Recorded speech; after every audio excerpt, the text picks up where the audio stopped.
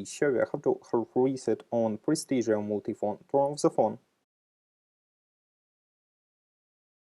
Next, press and hold the power button and volume up key for a few seconds.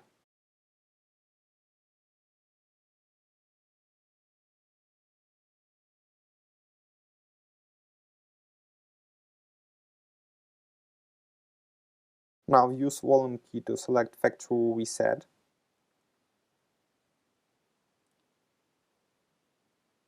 Now click Yes.